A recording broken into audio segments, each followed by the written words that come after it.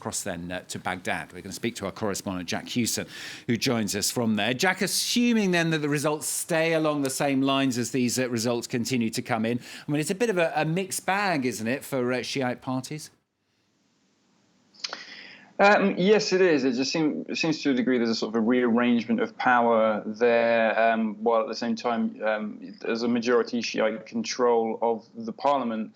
As you said, Moqtada al-Sadr has taken a lead. As we know so far, he has 73 seats. You need 161 to be able to form a majority and then form a government and name a prime minister. So he is going to be the lead negotiator. Moqtada al-Sadr is from a kind of dynastic political family. He's essentially the most powerful man in politics with a kind of cult-like following.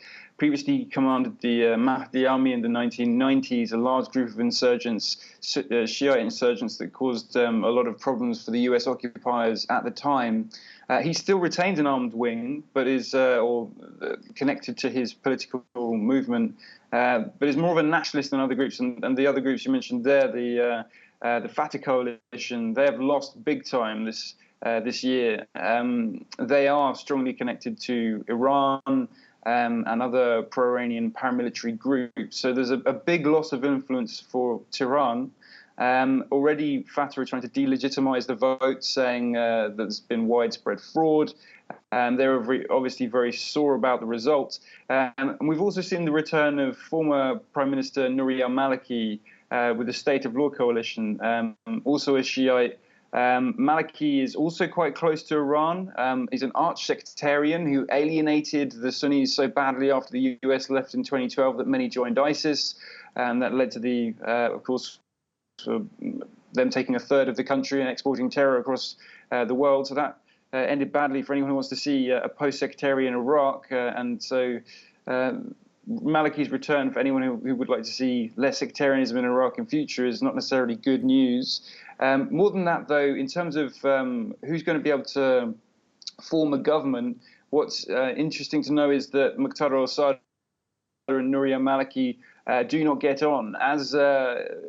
As Prime Minister in the 2000s, he used the Americans to put down the Mahdi army, Moqtada al-Sadr's army of insurgents at that time. So those two are unlikely to want to get into a coalition together. So it'll be interesting to see how they will strategize over trying to form a coalition government, probably not in the same coalition. Jack, there's been much talk there, hasn't there, of the need for reform in the country. I mean, do these results so far provide any hope, if you like, for the protest movement that they've been calling for those reforms? Well, there's been a new electoral law which has been implemented this year using the single. So there's a new electoral system, the single non-transferable vote system, which is meant to help independents get in. And there does appear to have been some degree of success, despite the low turnout, which was not expected to help the reformist cause, because very few young people showed up, and they're the more ideologically minded, those most likely to vote for reformist candidates or independents or for the protest movement which demanded this law. But we have seen more than 10 for a protest movement party, which is quite surprising and encouraging. And there's 20 new independents, or approximately. We're still waiting on further results. However, a degree of skepticism has to apply to the quote-unquote independents, as many of them will have previous links to parties and will be.